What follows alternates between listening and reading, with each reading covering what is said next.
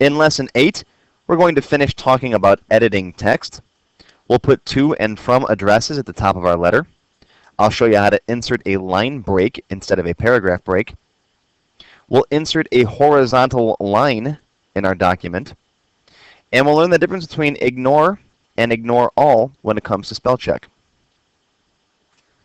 Now that we have the closing on our letter, there's some stuff we forgot at the top of the letter, right? We don't have the to and from address. So let's use our scroll bar and go up to the very top of the letter. I'm just scrolling up here. I want to insert some stuff in front of Dear Mr. Schwarzenhofer. So I'm going to click there in front of the word Dear and press Enter a couple of times. Enter, Enter. That'll give me some blank lines at the very top of my document. And I can use the arrow keys, the up and down arrow keys, to move up and down. So I'll use the up arrow key to move back up to the top of the document. Now let's type in our return address at the very top of the document. Richard Rost, Amicron Computing. Now I'm looking at this as I'm typing it, and I'm getting a paragraph break between each line, which has a lot of extra space around it. So what I'm going to use instead of a paragraph break is what's called a line break. I'm going to backspace over that. Let's get rid of that. And instead of pressing Enter after my name, I'm going to press Shift Enter. That means hold down the Shift key on your keyboard and then press Enter. Notice how that gives us a little bit less of a break there. It's called a line break.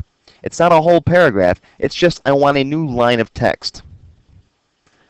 So now I'll continue typing in the name of my company, pcresale.net, Shift Enter, my address, 123 Main Street, Shift Enter, Buffalo, New York, 14202.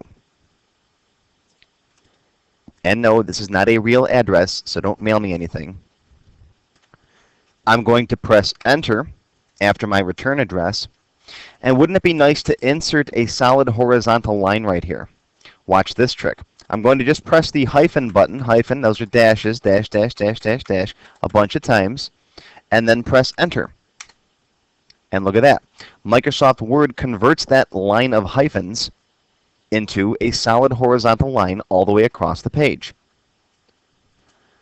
That's one of those neat autocorrect options that we're going to study more in a future class. Let's continue now by pressing Enter and typing in the recipient's address.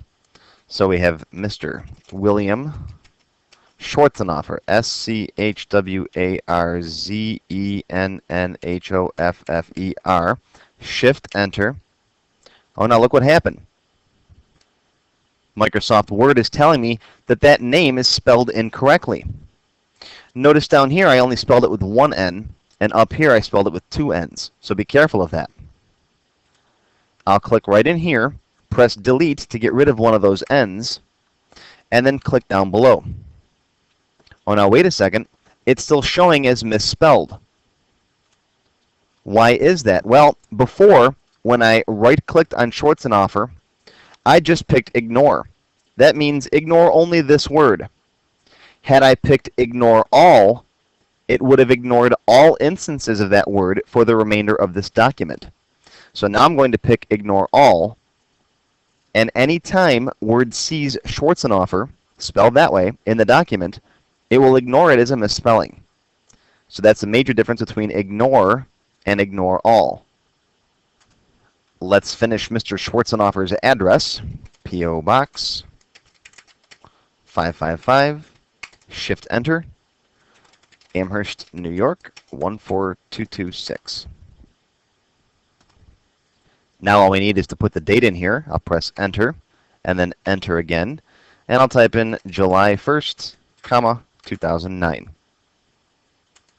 Notice Word corrected the first and superscripted the ST.